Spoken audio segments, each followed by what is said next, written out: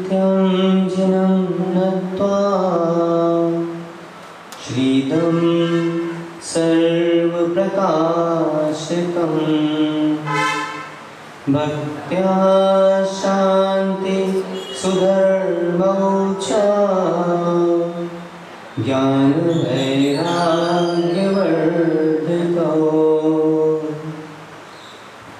छायैकमनन्तमेकं त्रिकालसर्वार्थयुगपदभासं सकलसुखदां सततं वन्देऽहं केवलज्ञानं वन्देऽहं केवलज्ञानं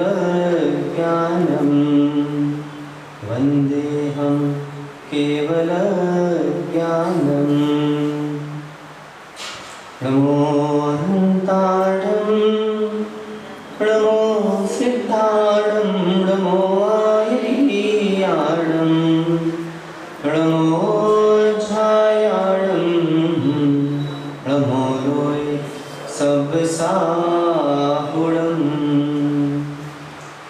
अनंतानंद परम सिद्ध भगवान की अष्टम तीर्थेश भगवान चंद्र प्रभु स्वामी की अंतिम तीर्थेश भगवान वर्धमान स्वामी की परम पूजनीय आचार्य भगवान 108 श्री कुंथु सागर जी मुनि महाराज की परम पूजनीय आचार्य भगवान 108 श्री विद्यासागर जी मुनि महाराज की परम पूजनीय आचार्य गुरुवर 108 श्री विशुद्ध सागर जी मुनि महाराज की अहिंसामय विश्व जैन धर्म की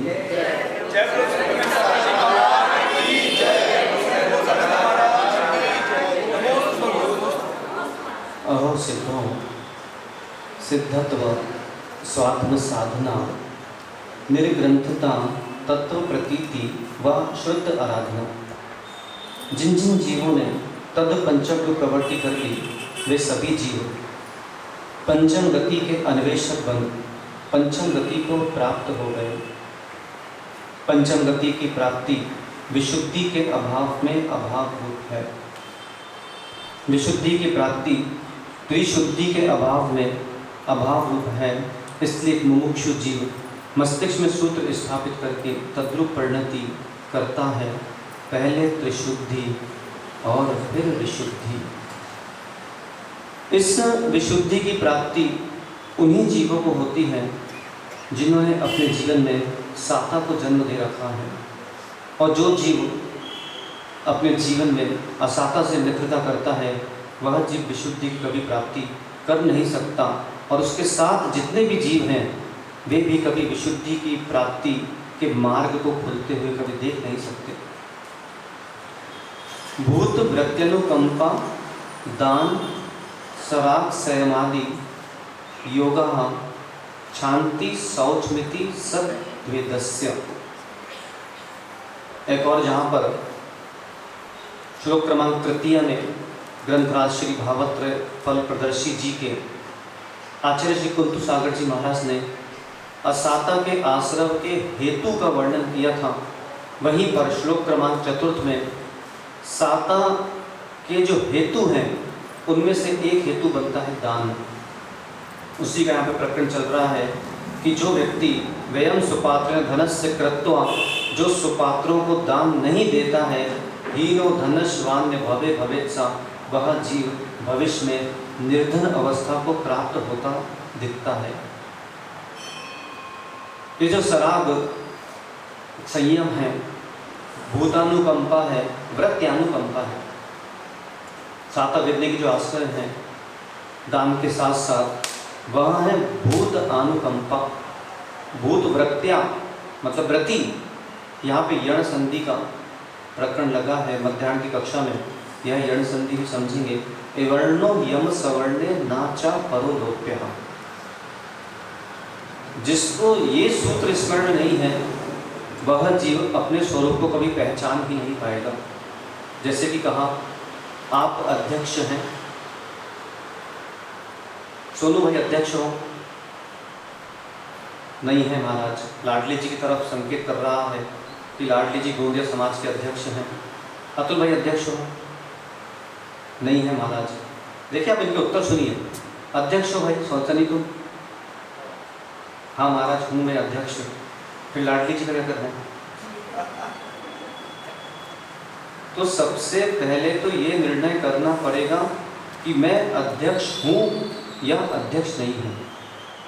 सामाजिक प्रबंधन की अपेक्षा से देखें तो जो समाज के द्वारा नियुक्त जीव है वह अध्यक्ष है व्यवहार में, परंतु परमार्थ में अगर देखा जाए तो परमार्थ में अध्यक्ष का जब संधि विच्छेद करेंगे तो वह बनता है अधिधन अक्ष। अधिधन अक्ष, वहां पर धा में से ई को पृथक किया जाए तो धा आधा बचा। अब इवर्णो यम सवर्णे नाचा परो लोप्या कातंत रूपमाला व्याकरण ग्रंथ का ये 44वां सूत्र है जो कि यण संधि का संकेत प्रदान करता है। यण संधि के प्रकरण में जब भी ई दिखेगा उस ई का आधा या हो जाता है। आदेश शब्द का प्रयोग करते हैं, अभी शब्दावली आपको पता नहीं है। तो ई का जैसे या हुआ वो आधा था, सामने आ है, उस आ ने या को ग्रहण कर लिया, या ने आ को ग्रहण कर लिया तो वो बन गया अध्यक्ष, मतलब अधिधन अक्ष। अधि मतलब होता है पास और अक्ष मतलब होता है, अक्ष मतलब होता है तराजू। देखा आपने? तराजू में जो बीच की डंडी होती है ऐसे से होती रहती है, उसको अक्ष कहा जाता है। अक्ष मतलब गाड़ी जब चलाते हैं दो टायरों के बीच में एक दूरी जो होती है उसे अक्ष कहा जाता है। अक्ष मतलब यह जो इंद्रियां हैं, इंद्रियों को अक्ष कहा जाता है। अक्ष से तात्पर्य अक्षर जिसका क्षरण ना हो वह अक्षर कहा जाता है। अक्षर का ही समास होकर बना अक्ष। अक्ष मतलब होता है जो यहाँ से जाके करोगे उसको बोलते हैं भोजन, भोजन को भी अक्ष कहा जाता है। अक्ष मतलब होता है अक्षर ये वाले जो इस पे लिखे रहते हैं आप जो देख रहे हैं, और अक्ष मतलब होता है आत्मा। इतने अक्ष के अर्थ होते हैं। इसमें यहाँ पर अध्यक्ष में हमको जो ग्रहण करना है वह है आत्मा। अधि मतलब पास और अक्ष मतलब आत्मा। जो अपनी आत्मा के पास है वह अध्यक्ष कहलाता है। और अभी यहाँ इस तरह स्मृति परिवर्तन सभा में अपनी सहभागिता देना ये इसका सूचक है कि हम महाराज जी जिन उपदेश सुनने केवल इसलिए आए हैं क्योंकि हम अपनी आत्मा के पास हैं और अपनी आत्मा का कल्याण करने की भावना भाते हैं। मतलब यहाँ पे जितने बैठे हैं वे सभी अध्यक्ष हैं। मैं अध्यक्ष हूँ मतलब मैं अपनी आत्मा के पास हूँ, ऐसी भावना भाकर चलना होगा। जो अपनी आत्मा के पास है वही जीव भूत अनुकंपा और व्रत अनुकंपा को जन्म दे सकता है। अनुकंपा मतलब होता है दया, करुणा। तो भूत अनुकंपा, भूत मतलब मैंने आपको बताया था प्राणी, प्राणियों के प्रति अनुकंपा से साता वेदनीय कर्म का आश्रय होता है।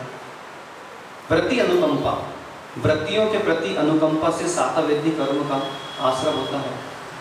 अब यहाँ पर यह विषय है कि भूत अनुकंपा और व्रति अनुकंपा ये दोनों पृथक पृथक आचार्य उमा स्वामी जी को लिखने की आवश्यकता क्या थी?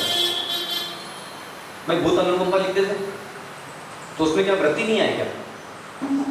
व्रति आ गए, परंतु भेद करने की आवश्यकता इसलिए थी क्योंकि जहाँ पर भूत अनुकंपा है वहाँ पर व्रति अनुकंपा आ सकती है, लेकिन जहाँ पे व्रति अनुकंपा है वहाँ पे भूत अनुकंपा नहीं आ सकती। क्यों?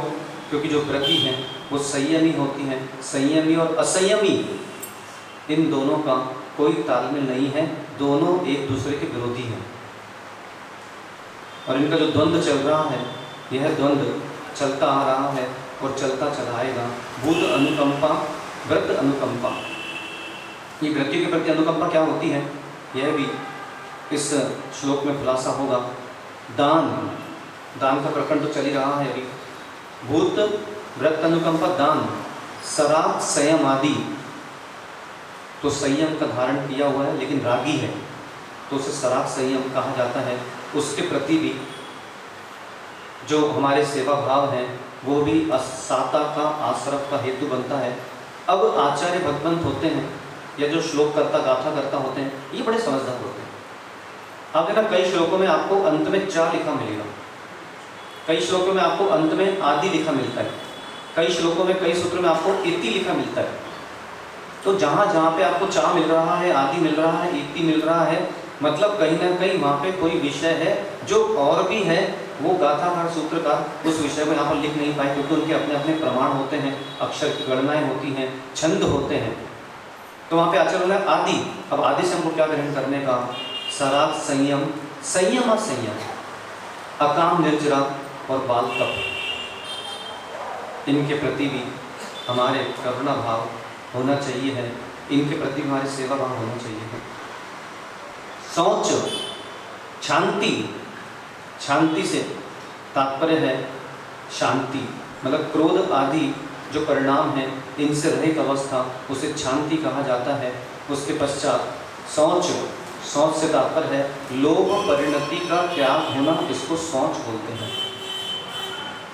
और जब तक इन सब अवस्थाओं में दृष्टियाँ नहीं जा रही हैं, तब तक साता का आश्रय कर नहीं सकता, जीता चला जाएगा, जिएगा, मरण भी करेगा, लेकिन जीने और मरण के बीच में जो परिणाम करना चाहिए है उस परिणाम को कभी भी नहीं कर पाएगा। और नहीं कर पाएगा तो यह भावत्र फल प्रदर्शी ग्रंथ श्रवण करने का कोई उद्देश्य नहीं है। यहाँ पे हमारा जो विषय चल रहा था दान प्रकरण इसलिए लिया क्योंकि वह भी साता विधि का आश्रम का हेतु है। व्ययम सुपात्र धनस्य कृत्वा, जो सुपात्र को दान नहीं देता, उनके लिए अपने धन का प्रयोग नहीं करता, वह भविष्य में निर्धन हो जाता है। उसमें सप्त क्षेत्र चल रहे थे। पहला क्षेत्र मैंने आपको कहा था जिन बिंब, दूसरा क्षेत्र कहाँ था? जिनागार। कल गुप्ता जी प्रश्न लेकर आए कि बोले महाराज जी एक और मैं देख रहा हूँ कि जहाँ जहाँ पे जिन बिंब विराजे हैं वहाँ पर मार्जन क्रियाएँ नहीं हो रही हैं, जिन बिंब ऐसे ही रखे रखे रह जाते हैं, तो फिर और आप बोल रहे हो कि जिन बिंब विराजमान करो, ऐसा क्यों? तो जिन बिंब विराजमान करने का उपदेश इसलिए दिया जा रहा है क्योंकि आज भी ऐसे कई ग्रामीण क्षेत्र हैं, आज भी ऐसे कई जैन समाज के घर हैं जहाँ पर समाज तो है पर वहाँ पर मंदिर नहीं है।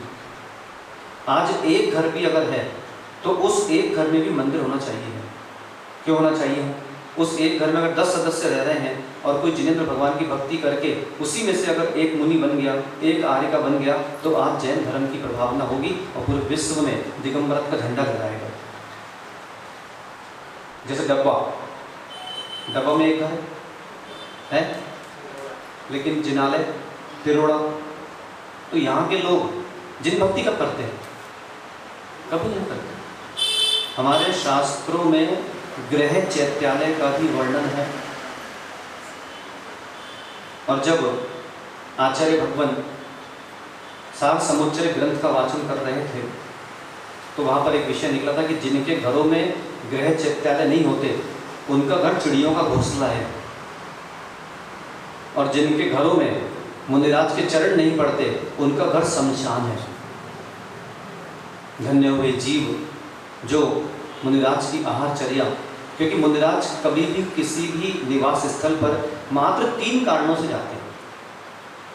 अगर 3 कारण उपस्थित नहीं है और मुनिराज जा रहे हैं तो फिर उनका वो व्यक्तिगत आशय है, वो समझें। मूल 3 कारण हैं। पहला कारण है आहारचर्या, जहाँ चौका लगा वहाँ मुनिराज प्रवेश करेंगे। दूसरा कारण है गृह चैत्यालय, जहाँ पर प्रतिमा है वहाँ पे पूरा का पूरा संघ प्रवेश करेगा।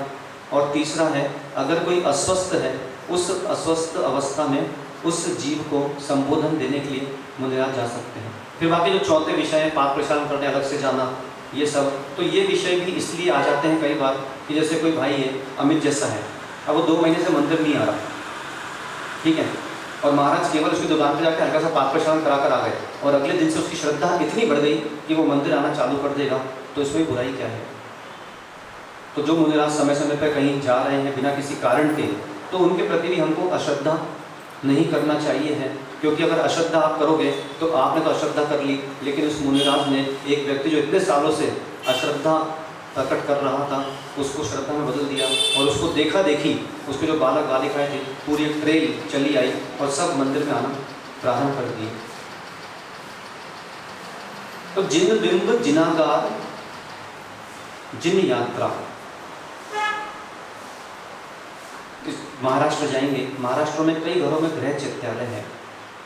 अब बोले महाराज जी शुद्धि नहीं होती है, ये नहीं होती है, वो नहीं होती है, तो शुद्ध स्थान पर उसे विराजमान कर सकते हैं। अभी जबलपुर में थे, जबलपुर में कई स्थानों पर गृह चैत्यालय हैं जहाँ पर हम लोग गए थे। वहाँ पर छत पर सबसे अच्छा गृह चैत्यालय बनाने का स्थान अगर कोई है तो वो छत है, छत पर होना, क्योंकि गृह चैत्यालय में किसी प्रकार का शिखर का प्रावधान होता नहीं है। और प्रतिष्ठा ग्रंथों में स्पष्ट उल्लेख है, अगर कोई घर है जहाँ पे गृह चैत्यालय है और वो शिखरबद्ध है तो भविष्य में वह गृह चैत्यालय अगर किसी को स्थानांतरित करना है तो वो शिखरबद्ध का शिखरबद्ध में स्थानांतरित होगा। ये प्रतिष्ठा का नियम कहता है। मतलब से यहाँ पर गोंदिया में किसी का गृह चैत्यालय है, वैसे नहीं है, मुझे पता है किसी का नहीं है गोंदिया में। हाँ, गोंदिया में गृह चैत्यालय, अगर वो सोचे कि वो दूसरे गाँव में जा रहा है और प्रतिमा वेदी पर रख दे तो नहीं रख सकता। वो अलग से उसको वेदी बनाना पड़ेगी, अलग से ऊपर शिखर बनाना पड़ेगा और फिर जाकर उसको प्रतिमा विराजना करना पड़ेगी। वैसे गृह चैत्यालय जो होते हैं वो शिखर से अलग होते हैं। तो मेरा तो सोचना है कि जितने भी जीव हैं जो जिनालय आना पसंद नहीं करते उनको तो अपने घर में प्रतिमा रख लेना चाहिए, क्योंकि बेचारा जिनालय नहीं आ रहा है तो वो भगवान को देखेगा कब। फिर जिनके यहाँ ऐसे वृद्ध हैं जो वृद्ध जिनालय नहीं आ पा रहे हैं और उनके पुत्र पुत्रियों को इतना उनके प्रति अनुकंपा नहीं है, भूत अनुकंपा नहीं है, तो उनको भी घर पे प्रतिमा रख लेना चाहिए है, क्योंकि वो वृद्ध बेचारा 15 साल भी जिएगा, अब वो भगवान के दर्शन कब करेगा, भगवान को देखेगा कब। शुद्धि करना है नहीं करना है वो आपका व्यक्तिगत विवेक है। हजारों गृह चैत्यालय है महाराष्ट्र में, चतुर्मास करके आए 2018 में। एक ऐसी गली जिस गली में कम से कम 20 घर और उन 20 घरों में 18 घरों में गृह चैत्यालय। इसलिए शास्त्रों में क्या उल्लेख है, क्या विवेक है, वह भी हमें श्रवण करके उसका भी ज्ञान अर्जन करना चाहिए है। कौन क्या कर रहा है, कौन नहीं क्या कर रहा, उसकी व्यक्तिगत देखा देखी, व्यक्तिगत सिद्धांत कभी भी धर्म होते नहीं, कभी नहीं होते। आज पंचामृत का विषय चल रहा है, स्त्री अभिषेक का विषय चल रहा है, तो इन विषयों में भी आप अगर नहीं करते हो, आपके जिनालय में परंपरा नहीं है, तो अपन उसका अवर्णवाद मत करो। कहीं पर खड़े होकर ये चर्चा नहीं करो कि बताओ वहाँ पर तो पंचामृत अभिषेक होता है, बताओ वहाँ तो स्त्री अभिषेक होता है, बताओ ये तो आगम के विरुद्ध है। क्या तूने आगम पढ़ा? तूने आगम पढ़ा? नहीं पढ़ा तो मुंह क्यों खोला? मत खोलो। अगर मुंह खोलोगे तो एक मुनि सच्चा हो जाएगा और दूसरा मुनि झूठा हो जाएगा, तो तुमने दूसरे के प्रति निंदा कर ली एक के चक्कर में। इसलिए श्रेष्ठ यह है, तुमको जो बताया जा रहा है, जो दिखाया जा रहा है, जो पढ़ाया जा रहा है, वो सत्य है या नहीं, इसके लिए जो दूसरा दिखा रहा है, दूसरा बता रहा है, दूसरा पढ़ा रहा है, उसका तुलनात्मक अध्ययन करो। ये विषय पूरी समाज में, जैन समाज को सुनने लायक विषय है, क्योंकि कई जैन समाजों के मुंह खुल चुके हैं इस विषय को लेकर कि ये तो गलत है, ये गलत नहीं है, तेरा ज्ञान गलत है, उस ज्ञान को ठीक कर। आज मैंने तो कभी कहा नहीं कि भाई यहाँ पर दूध से अभिषेक करो, कहाँ मैंने कहा? हम तो 134 दिन नहीं कहेंगे। मैंने किसी माँ को कहा कि आप अभिषेक करो यहाँ पर? नहीं कहा, हम नहीं कहेंगे। क्यों? क्योंकि मुनिराज आगमपंथी होते हैं, ना उनको 13 से मतलब है, ना उनको 20 से मतलब है, ना उनको 16.5 से मतलब है। एक नया पंथ आ गया आजकल 16.5 पंथी, पता होगा आपको। एक गाँव वहाँ पे 16.5 पंथी रहते हैं। तो ऐसा है कि इन विषयों पर भी अब आपको अपने बालक बालिकाओं को सम्यक उपदेश दे देना चाहिए। और आप में से अगर किसी को प्रमाण चाहिए कि कहाँ लिखा हुआ है तो मेरे पास आओ, मैं आपको देता, उसको पढ़ो, जिससे आप भले मत करो लेकिन आपके ज्ञान में वृद्धि हो। आज अतुल है, सुशांत है मान लो। अब सुशांत की संतान अभी छोटी है और आपने अभी से उसके कान में भर दिया, नहीं बेटा तेरा ही सही है, तेरा ही सही है, तेरा ही सही है, तेरा ही सही है, तेरा ही सही है, बाकी सब झूठ है। ये भर दिया आपने उसके कान में। पानी से सही है, पानी से सही है, पानी से सही है, दूध झूठा, रस झूठा, फूल झूठे, स्त्रियाँ झूठी। ये भरकर तुमने जीवन भर के लिए अपनी संतान से जैन धर्म के प्रति श्रद्धा उठा ली। क्यों उठा ली? क्योंकि आज जो उसको पाठ्यक्रम, जो उसकी पाठ्यक्रम की जहाँ पे उसका दाखिला हुआ है, जहाँ पे उसकी उपस्थित हुई है, वो गोंदिया में नहीं चलता था। अब वो चलता था मान लो वॉलचंद सोलापुर, या महाराष्ट्र का कोई कॉलेज उसको मिला, या मान लो कोई कर्नाटक का उसको कॉलेज मिला, और उसी कैंपस में मंदिर भी है, और महाराष्ट्र कर्नाटक में जो परंपरा चलती है वो परंपरा चलती है पंचामृत की, स्त्री अभिषेक की।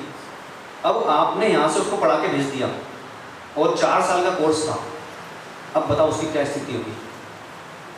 क्या वो संतान मंदिर जा पाएगी? स्वयं सोच, अब जा पाएगी? कभी नहीं जा पाएगी। और पूरे समय जब भी जिनाने जाएगी तो उसके परिणामों में ये विषय आएगा कि पापा ने तो ऐसा बताया था, लेकिन है ऐसा, ये क्या चल रहा है, गलत चल रहा है। और उसी दिन उसकी परीक्षा थी और उसी संश्लेषता में वो परीक्षा देने गई, अनुत्तीर्ण हो गई, जीवन भर उसका भार हो गया। जैसे संजय भाई, हमको जो ज्ञान नहीं है उस ज्ञान को लेकर जिसके पास ज्ञान नहीं है उसको ज्ञान देना चाहिए। एक दुकान से माल खरीद रहा है तो वो माल की गुणवत्ता, उत्कृष्टता को प्राप्त है कि नहीं, इसके लिए आपको दूसरी दुकान से एक बार माल ले लेना चाहिए है, महीने में एक बार, जिससे पता चला कि जिस दुकान से आप माल ले रहे हो उससे इतनी प्रीति होगी, इतनी प्रीति होगी, इतनी प्रीति हो गई कि वो प्रीति के चक्कर में उसने आपको एक दिन पहले का बासा माल भी दे दिया। अरे ये तो बहुत अच्छा है। आपने सुनी कुरंगी और सुरंगी कहानी सुनी कि आपने? नहीं सुना क्या? अच्छा, एक बहुत ही अद्भुत ग्रंथ है जिसका नाम है धर्म परीक्षा, वो भी कभी श्रवण करेंगे 134 दिन में। आचार्य अमित गति स्वामी ने यह ग्रंथ लिखा है। इस ग्रंथ में 10 मूर्खों की कहानी है। उसमें 2 स्त्रियां होती हैं, एक का नाम होता है सुरंगी और एक का नाम होता है कुरंगी। तो एक उनके स्वामी थे सुरंगी के, जो कि सुरंगी पर तो मोहित थे ही, कुरंगी पे बहुत अधिक मोहित हो गए थे। और जो कुरंगी थी वो उल्टा स्त्री थी, वैसे काम करती थी जो काम समाज में स्वीकारनीय नहीं है। अब एक दिन जब स्वामी जी बाहर गए और बाहर से लौटे तो सुरंगी ने 56 भोग बनाए, बड़े स्वादिष्ट, सामने रख दिए। लेकिन क्या करें, स्वामी जी का जो मोहितपना था वो कुरंगी की तरफ ज़्यादा था, तो उसने 56 भोग को भी नकार दिया और कुरंगी के पास पहुँचे। और जैसे कुरंगी के पास पहुँचे, कुरंगी उल्टा स्त्री थी और उल्टा स्त्री किसी की होती नहीं। कुरंगी जब उन्होंने कहा स्वामी जी ने कि बोले मुझे आज तुम्हारे हाथ वाला पकवान खाना है, तो उल्टा सोचती हैं, बोले कहाँ आ गया ये, अपनी सुंदर पत्नी को छोड़ के अंदर गई। और जाने के बाद उससे गाय बंधी हुई थी, एक थाली ली और बढ़िया गरम गरम गाय का गोबर लिया उसने, और गाय का गोबर ऐसा फैलाया थाली में, और उसके पास गेहूं के दाने थे और ऊपर से वो गेहूं के दाने उसने चिपका दिए।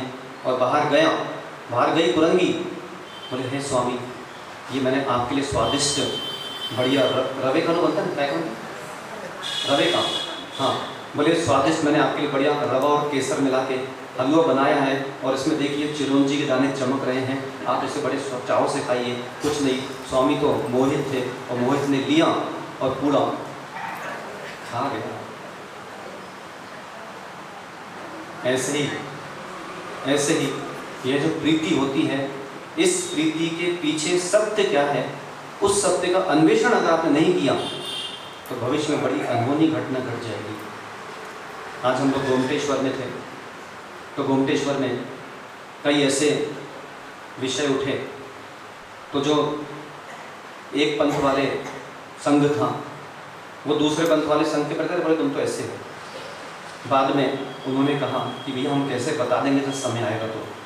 और फिर वासुपूज्य भगवान वासुपूज्य सागर जी महाराज, उनके भ्राता श्री की वहाँ पे जब समाधि वरण चल रहा था, तो जितने साधु वहाँ पे सेवारत थे वो साधु सब 20 पंथी थे।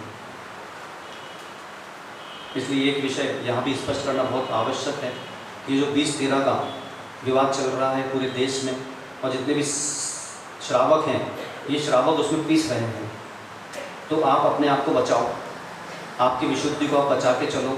क्यों? क्योंकि साधक आपस में अपना कार्य करते रहें, उन्हें जो करना है आप उसमें मत उलझो। जो हैं सुलझे उनमें तुम क्यों उलझे, और जो हैं उलझे उनमें तुम काय के लिए गए सुलझने। क्योंकि भविष्य में ऐसी स्थिति आपके समक्ष आएंगी और आ ही रही है। मैं सुन रहा हूँ कई श्रावकों के मुख से कि महाराज जी हम दीक्षा लेना चाहते हैं, लेकिन ऐसे स्थान हैं जहाँ पे स्थायी हैं, क्योंकि हम चल नहीं सकते, फिर नहीं सकते, लेकिन समस्या बस यही है कि हम वो दूध से अभिषेक देखना नहीं चाहते। वो इस कारण से बेचारा व्रती नहीं बन पा रहा। और ये स्थिति हे माताओं तुम्हारे जीवन में भी आएगी, 100% आएगी। तुम्हारा जब मन करेगा भविष्य में कि मुझे अब समाधि मरण करना है और अब मुझे संघ में प्रवेश ले लेना चाहिए है, तुम तरसते रह जाओगे, लेकिन तुमको वो संघ नहीं मिलेगा जो तुमको प्रिय है। आज से तैयारी करके चलो इस बात की कि तुमको णमोकार सुनने से मतलब है कि इन्हीं से णमोकार सुनने से मतलब है। देखिए बहुत गंभीर विषय मैंने बीच में निकाल लिया है यहाँ पर, क्योंकि सुपात्र का विषय चल रहा है। णमोकार सुनने से मतलब है कि यही होना, मुझे इन्हीं से णमोकार सुनने से मतलब है। अगर यही होना और कहीं तुम्हारे से पहले वो चलेगा तो क्या करोगे? क्या करोगे? आज भी कई ऐसे त्यागी हैं जो बेचारे एक को बुद्धि दे बैठे और उनका समाधि मरण हो गया। अब वो बेचारे त्यागी दीक्षा नहीं ले पा रहे, किससे ले? अब इसलिए आपको बोलता हूँ बहुत गंभीर ये विषय है। इस विषय को अगर आपने हल्के में लिया तो निश्चित रूप से भारी होकर जाना पड़ेगा आपको। चुनौती देता आपको इस बात की, और आप करके देख लेना, गोंदिया में कई उदाहरण होंगे ऐसे। आज निर्मल कुमार जी जो कि क्षुल्लक नैगम सागर जी बन गए, आज अगर वो देख लेते कि नहीं ऐसा है, नहीं ऐसा है, नहीं ऐसा है, नहीं ऐसा है, तो आज वहाँ तपस्वी सम्राट आचार्य प्रसन्न सागर जी के पास दीक्षा कभी ले नहीं सकते थे। क्यों नहीं? उन्होंने इसलिए ली क्योंकि उन्होंने अपने मस्तिष्क में ये बिठा लिया था मुझे तो णमोकार सुनना है, कौन क्या कर रहा है मुझसे कोई मतलब नहीं है। तो उनसे आपको शिक्षा लेना चाहिए, विशेषकर माताओं को शिक्षा लेना चाहिए, क्योंकि जब ये विषय निकलता है पंचामृत का या जल अभिषेक का, तो लोगों के चेहरों पे ऐसे भाव आ जाते हैं जैसे कोई बहुत बड़ा कोई पाप का विषय बोल दिया हो या फिर कोई ऐसा देश निकाला वाला विषय बोल दिया हो। ये देश निकाला वाला विषय नहीं है, ये आगम से निकाला वाला विषय है। विषय से बाहर आओ, कौन क्या कह रहा है, कौन क्या नहीं कह रहा है। इससे आज कई ऐसे साधक हैं जिन साधकों के मुंह खुल गए हैं कि बोले जो पंचामृत आदि अभिषेक की व्याख्या है वह पुराणों में है, आदि पुराण में, महापुराण में, आदि जगहों पर। आवाओं में आपको दिखा था कौन से सर्ग में और कौन से श्लोक में है, किसने कब कौन सा अभिषेक किया, किसने कब अभिषेक की स्वीकृति प्रदान की थी, सारा विषय है। परंतु क्या करें, साधक अपनी व्यक्तिगत पंथों की पुष्टि करने के लिए ये बोल देते हैं कि हम 5वीं 6ठी सदी के पहले आचार्यों के मानते नहीं। सोचो ऐसे साधक हैं कि मुंह खुल गए कि 6वीं सदी के बाद के जो आचार्य हम केवल उनको ही मानते हैं। अरे हे साधक, तू जब उनको मानता है तो महावीर कोई 6वीं सदी के बाद के नहीं है, महावीर 6वीं सदी के पहले के हैं, तो काय के लिए मुद्रा लेके घूम रहे हैं? तो ऐसे साधकों ने समाज में प्रवेश करके जो समाज को भ्रमित कर दिया है, इसके कारण समाज इधर बिथर हो चुकी है। तो ऐसे साधकों से भी आप अपने आप को बहुत सचेत करके चलना। यहाँ पर इस मंच पर गोंदिया समाज के कभी भी कोई भी वक्ता आ रहा है, वो वक्ता कौन से ग्रंथ से कौन सी बात बोल रहा है, यह आपको या तो स्वयं ग्रंथ खोल के पढ़ लेना चाहिए है, और आपको नहीं पता तो वक्ता जैसे यहाँ से उठता है उसके पास आना चाहिए। महाराज जी आपने ये बात बोली थी, आज बताइए आगम में कहाँ लिखा है और कौन सी सदी के आचार्य ने वो बात बोली। ये तुल्यात्मक अध्ययन आपको नहीं आएगा। आज कई ऐसी समाज हैं जिन समाजों में यह 20-13 का झगड़े के चक्कर में समाजों में चातुर्मास नहीं हो रहे, सालों सालों हो गए कि नहीं बोले हमारा ये पंथ है, हमको तो ये पंथ का साधु चाहिए। अरे हे अभागों, कहाँ तुम पंथ में पड़ गए? मुद्रा देख लेते तो पथ पकड़ लेते, पंथ छोड़ देते। क्या करें, 4-6 लोगों की व्यक्तिगत प्रीति के चक्कर में पूरी समाज में आपस में अप्रीति फैल गई है। हर जगह देखो, वैसे कई शहर के नाम बता दूंगा आपको मैं कि इन शहरों में ये प्रण ले रखा है, बोले साधु चाहिए तो यही संघ के चाहिए। कर ले चतुर्मास, हो गया चतुर्मास, कर लो, क्योंकि जो चाहिए वो बेचारे 5000 किलोमीटर दूरी पर हैं, वो आने वाले नहीं, आगे 5 साल 10 साल तड़पते रहो। समाज के जो बालक बालिकाएं हैं वो अज्ञानी बने रहेंगे, जो नई नई बहुएँ माताएँ हैं, वधू हैं, वो चौका लगाना भूल जाएंगे और बस ऐसे धर्म की हानि होती चली जाएगी। तो इससे अपने आप को आपको बाहर लाना होगा। जो जो दिखा रहा है, जो दिखता है वो होता नहीं, और जो होता है वो दिखता नहीं। तो वास्तव में है क्या? अगर देखना है तो मेरे पास आओ, मैं आपको दिखाता क्या है। आज आचार्य वर्धमान सागर जी महाराज, आचार्य पद्मनंदी जी महाराज, अन्य ऐसे महाराज हैं जो कि जिनको दीक्षा लिए 40-40, 50-50 साल हो गए। तो वो जो कर रहे हैं क्या झूठ है? वो आपसे पूछ रहा हूँ, आपसे प्रश्न कर रहा हूँ, मैं आज खुला प्रश्न कर रहा हूँ आपसे, बिना किसी राग लपेट के। तो क्या वर्धमान सागर झूठे हैं? क्या पद्मनंद झूठे हैं? क्या पुष्पदन सागर झूठे हैं?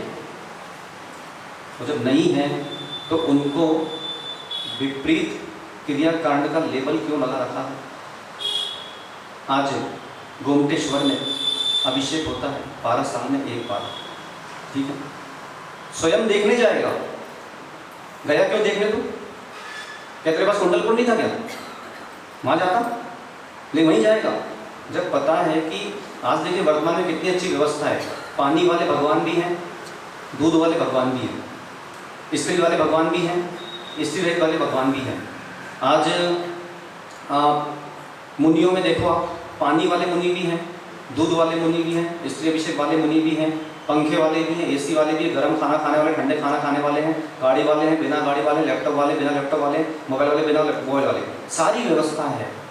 पर बड़ा आश्चर्य होता है मुझे इस बात का, समाज की परिणति पर, कि जब बाज़ार में वस्तु क्रय करने जाता है तो उसको पता होता है कि मुझे टमाटर ही खरीदना है तो टमाटर वाले के पास जाएगा। मुझे पता है साबुन खरीदना है किराना, तो किराने वाले के पास जाएगा, इधर उधर घुसता नहीं। और जब ये वाली बारी आती है तो जाने कहाँ कहाँ घुस कर किस किस के दिमाग में क्या बातें घुसड़ देता है। तो अगर आपको पसंद नहीं है तो हमारे जिन आगम पर उंगलियां ना उठाएं। ये केवल आपसे नहीं बोल रहा हूँ, यश वैभव इनके माध्यम से पूरा देश मुझे सुन रहा है, मैं पूरे देश के हर समाज को ये बोल रहा हूँ, अगर आपको पसंद नहीं है कि वो दूध से अभिषेक कर रहे हैं, वो कर रहे हैं, आप गए क्यों? ट्रेन कुंडलपुर भी जाती है, ट्रेन रामटेक भी जाती है, ट्रेन गोमटेश भी जाती है, ट्रेन चूलगिरी भी जाती है, ट्रेन हर जगह जाती है, आप वहीं क्यों गए थे? नहीं जाना चाहिए था। हाँ, कहाँ पे? अरे इनको देखने से एलर्जी है ना, ये जल से होता है। मैं क्या विषय स्पष्टीकरण सुनिए, बहुत आवश्यक है ये, इसलिए आवश्यक है कि समाजों के लोगों के अंदर इतनी टीस बढ़ चुकी है इस विषय को लेकर, और इतने मुंह खुल चुके हैं कि साधु निंदा बढ़ चुकी है आज की डेट में। समझ रहे हैं आप? इसलिए इन विषयों को बाहर आए। अगर आप इन विषयों से बाहर नहीं आओगे तो मैं आपको चुनौती देता हूं, आप समाधि मरण नहीं कर पाओगे। क्यों? क्योंकि जिस समय आपका समाधि मरण की बारी आएगी और उस समय आपको वो मुंदराज मिल गए, जो मुंदराज वो क्रियाकांड करते हैं जो आपको पसंद नहीं है, आप उनके मुख से नमोकार सुनना पसंद नहीं करोगे, और फिर बिना नमोकार सुन के ऊपर चले गए तो आपकी पूरी पीढ़ी पे एक प्रश्न चिन्ह लग जाएगा कि काहे के लिए जैन बना था ये, बुड्ढा वहाँ चला गया शमशान में मरने। समझे भाई? समझ आ रहा नहीं आ रहा? इसलिए विषयों से जितनी जल्दी हो सके उतनी जल्दी बाहर आओ, और आपके जो बालक बालिकाएं हैं, या तो आपके बस के तो मुझसे मिलवाओ, और नहीं है तो फिर ये सुनाओ उनको जो यहाँ पर रिकॉर्ड हो रहा है। जितने भी देश के बालक बालिकाएं हैं, इनसे भी कहना है कि बेटा यह आवश्यक नहीं है कि तुम्हारे वृद्ध जो कह रहे हैं वो बिल्कुल सत्य है, तुम्हारे माता पिता जो कह रहे हैं वो बिल्कुल सत्य है, इस बात पर कभी विश्वास नहीं करना। क्योंकि माता पिता से बढ़कर, दादा दादी से बढ़कर, पूर्वजों से बढ़कर अगर कोई है तो वो हमारा आगम है। सबसे ज़्यादा देश की क्षति करने वाले अगर कोई है तो वो पूर्वजों की छोटी सोच है। देखना, कई पूर्वज न जाने कहाँ पे हत्थे लगवाने की विषय छोड़ के चले गए, और आज क्या पता कहाँ पे हत्थे लगाने जाता है। कई पूर्वज दीपावली में नोटों की गड्डी रखना छोड़ गए, कई पूर्वज दीपावली के समय वो शास्त्र रखना, चाकू रखना, ये रखना, पिस्तौल रखना, तलवार रखना, ये विषय को छोड़ के चले गए। क्या है ये सब? स्वयं तो मर गए और समाज को मरने के लिए छोड़ गए। इसे जिन जिनको घरों में जो उनके दादाजी थे, पिताजी थे, दादा थे, पिता थे, जन्म दिया है, वो श्रद्धा अलग है, और जो विषय है उन विषयों पर जो वो देकर गए उसकी श्रद्धा अलग विषय है। एक बार क्या हुआ, एक पटरानी किसी वृक्ष की पूजा करने गई और पटरानी के पीछे उसकी 10 दासियाँ, और जैसे पटरानी ने पूजा की और लौट कर एक वहाँ पे गर्दभ खड़ा हुआ था, जिसे आप गधा कहते हैं, तो पटरानी प्रमोदित भाव में थी, उसने धीरे से उसका एक बाल खींच लिया। जैसे उसने एक बाल खींचा तो पीछे 10 जो थी दासियाँ, उन्होंने सारे बाल खींच के गंजा हो गया वो। तो बाद में पटरानी से पूछा गया, तो वो दासी बोले कि ऐसा हमको लग रहा था कि पूजन करने के आने के बाद एक बाल लेकर घर जाना पड़ता है। तो ऐसी परंपराएं चल गई हैं। इन परंपराओं को अगर आपने रोक नहीं लगाई तो पूर्वज तो ये परंपरा हमको दे के चले गए, कहीं इस परंपरा में हमारे जो बालक बालिका हैं वो कहीं उलझ ना जाएं। और अगर एक बार वो उलझ गए तो ऐसी मंदिर खाली है। यहाँ पे प्रतिदिन अभिषेक में बीच वाली वेदी पे 4 लोग रहते, 5 लोग, बस 6वां आदमी नहीं रहता है। सोचो आप, वैसी मंदिर खाली है, कहीं और मंदिर खाली ना हो जाए। अभी आ रहा है विशेष में दान और पूजा, उसमें सब फंसने वाले जो पूजा नहीं करते माताएं और जो पुरुष अभिषेक नहीं करते, सब आ रहे हैं फंसने वाले बिल्कुल। तो इसलिए यह कहता कि सुपात्र कौन है इसका निर्णय आप अपनी बुद्धि से मत करो। सुपात्र कौन है, कुपात्र कौन है, अपात्र कौन है, इसका निर्णय किसी ने आपको बताया उसकी बुद्धि से भी मत करो, क्योंकि वो अपने व्यक्तिगत राग द्वेष से आपको बताता है। अगर निर्णय करना है तो आगम के ग्रंथों से उसका निर्णय करो कि वास्तविकता में जिसने हमको बताया कि ये कुपात्र है, वास्तविकता में वो कुपात्र है कि सुपात्र है। अगर मैं भी बोल रहा हूँ कि ठोलिया जी अच्छा आदमी नहीं है, तो मेरी बात पर विश्वास नहीं करना। मैंने अगर आपको बोला कि देखिए ठोलिया जी जो कर रहे हैं ये गलत है, आप इसके विरुद्ध जाइए, तो आप मेरी बात पर कभी विश्वास नहीं करना। अगर धर्मात्मा होगे तो आप मिलान करोगे कि वास्तव में जो बोला मैंने गलत बोला कि सही बोला। आज जबलपुर में आचार्य श्री एक के आहार करने गए, और जैसे आहार करके लौटे तो एक भाई आ गया, भक्ति चल रही थी, सारे महाराज जी बैठे थे। बोले आचार्य श्री, ऊंची ध्वनि में बोले आपकी हिम्मत कैसे हुई, आप उसके आहार करने क्यों गए? ऐसा बोला आचार्य श्री को। तो आचार्य श्री बोले भाई क्या हुआ? बोले वो मेरा दुश्मन है, उससे मेरी पट्टी नहीं है। तो आचार्य श्री बोले तेरा होगा ना, मेरा थोड़ी ना भाई।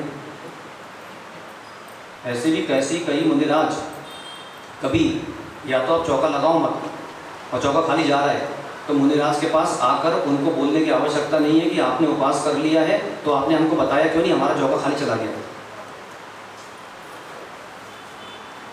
समाजों में इसको रोक लगाओ, और जो व्यक्ति इस तरह के मुंह खोल रहा है उसको समाज का समाजद्रोही बनाकर उसको समाज से बाहर निकाल दो, और आपकी बस की तो मैं निकाल देता हूँ। पन्ना में ऐसे एक व्यक्ति था एक शहर में, उस शहर में उस व्यक्ति ने कुछ ऐसे ही किया था। मुनिराज की आहारचर्या को लेकर उसने एक प्रश्न चिन्ह खड़ा किया, और वो प्रश्न चिन्ह कोई तर्कसम्मत नहीं था। तो मैं और आस्तिक सागर जी थे हम लोग, हमने उसको यहाँ मंच से ऐसा संबोधन दिया समाज को। हमने कहा कि या तो वो व्यक्ति रहेगा, या तो वो व्यक्ति घर से बाहर नहीं निकले, या हम चतुर्मास छोड़ के चले जाएंगे। 2 महीने तक उस व्यक्ति को हमने घर पे बंद रखा। 2 महीने ना मंदिर आया, वो न हमारे दर्शन करने आया, क्योंकि उसने जो कृत्य किया था ये उस कृत्य की उसको सजा थी। तो यहाँ भी एक ने कृत्य किया है, आप उसको समझा लो, क्योंकि आगे अगर ऐसा किसी ने कृत्य किया तो वो क्षम्य नहीं होगा। मुनिराज के पास आकर इस तरह के वार्तालाप करना अच्छी बातें नहीं है। मुझे पता नहीं था, मुझे अगर पता होता, अगर मैं उपस्थित होता उस समय, तो मैं उसको वहीं पर ठीक कर देता। समझे में समझ रहे हैं? अतुल भाई के भाई बंधु हैं, तो उनको समझाओ कि इस तरह मुनिराज के पास आकर तुम्हारा चौका खाली चला गया है, हमको चिल्लाने की आवश्यकता नहीं है। हमको कब उपवास करना है, हमको कब निरस करना है, ये हमारा व्यक्तिगत है। समाज की उसके लिए संतुष्टि के समाज को व्यवस्था ना बिगड़े, इसलिए हमने कह दिया कि भाई गुरुवार को हमारा उपवास रहा करेगा और सोमवार को हमारा नीरस रहा करेगा। ये बोल दिया केवल समाज के उसके लिए। बाकी मुनिराज को भैया कोई प्रेशर देने की आवश्यकता नहीं है। चौका लगाने लगाओ, नहीं लगाना है तो मत लगाओ। हम अपने कमरे के बाहर पाल बांध कर, नीचे कुआं है, पानी पी के अपना जीवन निकाल लेंगे। तो एक बार घटना घट गई है, अब 134 दिन कोई भी हमारे पक्ष में इस तरह का अपना व्यक्तिगत द्वेष भाव लेकर हमारे पक्ष में नहीं आए। तो जब मैंने ये बात सुनी तो मुझे थोड़ा अच्छा लगा नहीं, तो मैंने कहा, मैं सोचा कि ये बात मैं समाज के बीच में बोलूँगा ताकि भविष्य में और कोई ये कृत्य कभी करे नहीं। समझ रहे हैं आप? तो जो जिसने किया है, संजय लाडली आप अध्यक्ष हैं, आपका कर्तव्य है कि ऐसे लोगों पर रोक लगाओ, ये चतुर्मुख बर्बाद कर देंगे आपका। इसने आपको संकेत दे दिया है यहाँ पर। आपको अगर ज्ञात नहीं है तो आप ज्ञात करो आज की कौन था और किसने क्या बोला है। और जब समिति के लोग ऐसा बोलते हैं तो और ऐसा लगता है कि कैसे लोग हैं बताओ, चातुर्मास टाइटले करा लिया इन लोगों ने। तो समिति का ही आदमी है, कोई बाहर का आदमी नहीं है। ऐसे लोगों को समिति से बाहर निकालो, जिनको मुनिराजों से बात करने का विवेक नहीं है, जिनको ये नहीं जानते कि विनय क्या होती है पंच परमेष्टि की। अब यहाँ पे मैं विषय लगा रहा हूँ कि सुपात्र के प्रति कितनी विनय रखना चाहिए है, और इस तरह की छोटी मोटी बात को लेकर हमारे पास आना मत आया करो, ज़्यादा अच्छा है। तो यहाँ पे जिन बिंब, जिनागार, जिन यात्रा, तो देखा था कि सुपात्र 7 प्रकार के क्षेत्र होते हैं जिनको भी सुपात्र के उसमें ग्रहण किया गया है। तो पहला जिनबिंब देखा था, जिनबिंब विराजमान करना चाहिए है वहाँ स्थानों पर नहीं जहाँ पर बहुत सारे जिनबिंब पहले से ही हैं। ऐसे कई स्थान हैं जहाँ पर आज भी जिनबिंब नहीं है, वहाँ पर हम धनाढ़ हैं, हमको धन प्रयोग करके वहाँ पे जिनबिंब स्थापना करना चाहिए है। उस जीव का पूरा जीवन, उसने जो धन कमाया वो व्यर्थ है जिसने अपने जीवन में एक जिन प्रतिमा को विराजमान नहीं किया, व्यर्थ है उसका जीवन। जिनागार, जिसने अपने जीवन में मंदिर बनाने के लिए अपने धन का प्रयोग नहीं किया। आज यहाँ पे भविष्य में विशाल संत भवन जिसे आप बोलते हैं, श्रमण निलय, वो खड़ा होने वाला है। अब आप सोचो कि जो श्रमण निलय में दान देगा, जीवन भर उस श्रमण निलय में रहकर मुनिराज साधना करेंगे, जब वो साधना करेंगे और जितना पुण्य का अर्जन होगा उसका 1/6 भाग उस व्यक्ति को मिलेगा। ऐसा शास्त्र में उल्लेखित है। आज आपने जिनबिंब विराजमान किया, तो जिनबिंब विराजमान कर, जैसे ये जिनबिंब जिसने विराजमान किया, जितने लोग इसके दर्शन करते हैं, हर व्यक्ति का 1/6 भाग उस व्यक्ति के खाते में जाता है, भले मरण कर गया हो। ये महिमा होती है। तीसरा है जिन यात्रा। जिन यात्रा अर्थात कि तीर्थ यात्रा। अपने जीवन में अगर आपने किसी भी संघ को अपने व्यक्तिगत धन का प्रयोग करके अगर तीर्थ यात्रा नहीं कराई तो आपका धन व्यर्थ है, भविष्य में निर्धनता का कारण है। इसलिए ऐसे धन का आप अभी से संग्रह करो। 10 साल, 15 साल, 20 साल इतना धन संग्रह है। अब हम किसी भी संघ से, अगर ज़्यादा धन है तो बड़ा संघ और नहीं है तो छोटा संघ, हम महाराज जी आपको तीर्थ यात्रा पर ले जाएंगे, हम ऐसा प्रण लेते हैं। तो कम से कम जीवन में एक संघ को कोई तीर्थ यात्रा तो कराओ किसी क्षेत्र की। हम लोग पन्ना में थे तो सेलू महाराष्ट्र का एक परिवार था। उस परिवार में ऐसे भावना भाई थी कि महाराज जी हमने आज तक किसी मुनिराज को तीर्थ यात्रा कराई नहीं है, समाज से हम पैसा लेना नहीं चाहते, हम व्यक्तिगत अपनी आय में से तीर्थ यात्रा कराएंगे। तो वह सेलू का महाराष्ट्र का परिवार मुझे और आस्तिक सागर जी को सम्मित शिखर जी की यात्रा कराने ले गए। ऐसे भी आज जब आचार्य श्री जी का इंदौर से गोमटेश यात्रा कर्नाटक का पूरा बिहार हुआ, तो हैदराबाद के पहाड़े जी, भिलाई के कचौड़ीमल जी और टीकमगढ़ महावीरपुरा के वो दादाजी जो बोल नहीं पाते, ये 3 लोगों ने, हाँ बबलू भाई दादाजी का बेटा ही है, तो उन्होंने तीनों ने अपने व्यक्तिगत धन का प्रयोग करके एक तो नहीं 35 महाराज जी को पूरी गोमटेश और कर्नाटक की यात्रा कराई। सोचो आज अगर श्रावक अपने धन का प्रयोग नहीं करेगा और मुनि महाराजों को, माता जी को यात्रा पे नहीं ले जाएगा, तो ऐसे मुनि महाराज माता जी कभी तीर्थ क्षेत्र पे जा ही नहीं पाएंगे। उनके पास धन तो है नहीं, न फ्लाइट की टिकट है, न ट्रेन में बैठते हैं, न बस में बैठते हैं, तो उनको यात्रा पे लेके कौन जाएगा। आज हम जब शिखर जी गए थे तो पारसनाथ लुंगाड़े एक जीप था भाई महाराष्ट्र के, जालना महाराष्ट्र, तो उन्होंने कहा कि बोले महाराज जी आप यात्रा पे जा रहे हैं, हमारी तरफ से ये 2 लाख रुपए आप रखिए। तो मैंने उनको बोला तुम्हारे 2 लाख नहीं चाहिए, तुम हमारे साथ चलो और अपनी जेब से अपना खर्चा करना तो चलो। तो कभी भी जब भी तीर्थ यात्रा का विषय आता है तो कभी दान तब देना चाहिए है जब आपको पता है कि जिसको आपने दिया वो विश्वास पात्र है, और दान भी दिया और स्वयं घर पे पड़ा रहा, तो ऐसा भी क्या फल पाया।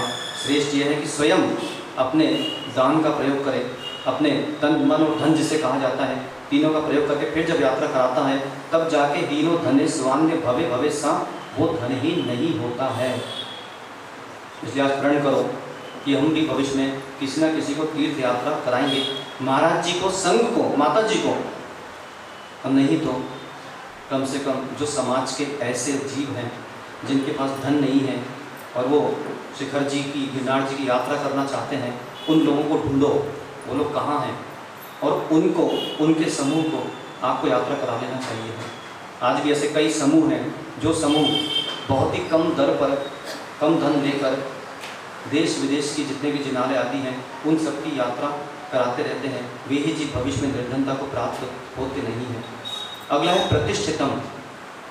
प्रतिष्ठितम अर्थात प्रतिष्ठा, ये आपको उसमें ग्रंथ में नहीं मिलेगा क्योंकि उसमें 7 क्षेत्रों की का श्लोक नहीं है। प्रतिष्ठा, जहाँ कहीं भी पंचकल्याणक प्रतिष्ठा हो रही है वहाँ पर अपने धन का प्रयोग करना, ये सप्त क्षेत्र में आता है।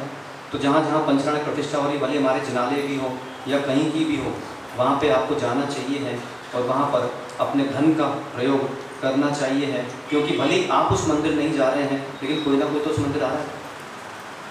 तो आपने कहीं पर भी दान दिया है, आप मान के चलो वो जिन धर्म की, जैन धर्म की प्रभावना ही है। अगले जो और क्षेत्र बचे हैं 3 क्षेत्र, उन 3 क्षेत्रों की व्याख्या मैं कल करता हूँ। तो 7 क्षेत्रों में जिनबिंब, जिनागार, तीर्थ यात्रा और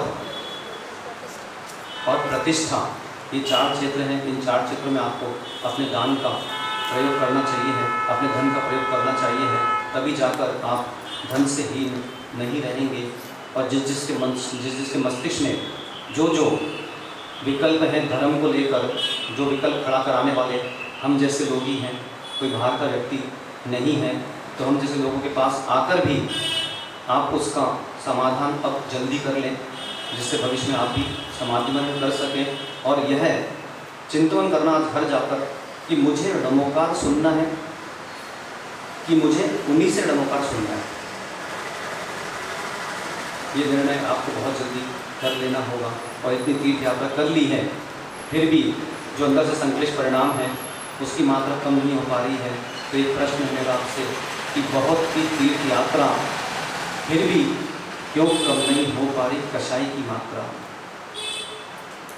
ओढ़ लिया धर्म का भेष, ओढ़ लिया धर्म का भेष, अभी भी है कषाय तेरी शेष। तो धर्म का भेष होने के बाद भी बाहर से तो दिख रहा कि बढ़िया तेरी अच्छी मुद्रा है, और अंतरंग में ना जाने कौन कौन सी योजना बना रहा है जिससे भविष्य में तेरी क्षति तो होगी ही होगी। तुझे तेरी क्षति से प्रयोजन नहीं है, धर्म की क्षति, इतने लोगों की श्रद्धा की जो क्षति होगी इस पर तेरा दृष्टि नहीं जा रही है। अब तू स्वयं निर्णय कर ले कि जो तेरी मुद्रा है वास्तव में धर्मात्मा की मुद्रा है कि पापात्मा की मुद्रा है। बस अपने जीवन में अगर सिद्धांत स्पष्ट नहीं है तो आगम के सिद्धांतों को अपने जीवन में स्पष्ट कर लेना चाहिए है, और कहाँ कहाँ जाना है, कहाँ कहाँ नहीं जाना है। अब इसकी सूची आपको बनाने की आवश्यकता नहीं है, इसलिए क्योंकि अगर ये सिद्धांत मस्तिष्क में आ गए कि मेरे को यही पसंद है, मुझे यही पसंद है, मुझे यही पसंद है, तो आप भी एक डायरी बना लोगे और डायरी बन जाएगी कि हमको नहीं जाना है, हमको नहीं जाना है, हमको जाना है। जिस दिन डायरी बन गई और जिस दिन आपने छांट लिया उस दिन लोग भी आपको छांट देंगे। कहाँ जाना था, कहाँ कहाँ जाना था, कहाँ कहाँ चले गए, ना जाने तुम किस किस से चले गए। और जब ऊपर गए तो तुम्हारे बीच के लोगों ने कहा अच्छा हुआ जैन साहब भले गए। भगवान से प्रार्थना करते चलो कि हे भगवान, जो ये धन का मुझे इतना बाहुल प्राप्त हुआ है, इस धन का प्रयोग मैं परिग्रह की न्यूनता में करूं, परिग्रह की वृद्धि में नहीं करूं। ध्यान करते रहना चाहिए है। निसंगोहम है अशुद्धिकम, ससंगोहम है विशुद्धिकम। भगवान से प्रार्थना करते चले, हे भगवान, भगवान से भगवान को मिला दो ना और हमें भी भगवान बना दो ना, जिससे लक्ष्य की प्राप्ति कर सके। वही हो संस्कार जहाँ नहीं हो बार बार। भगवान पद्म प्रभु स्वामी की जय।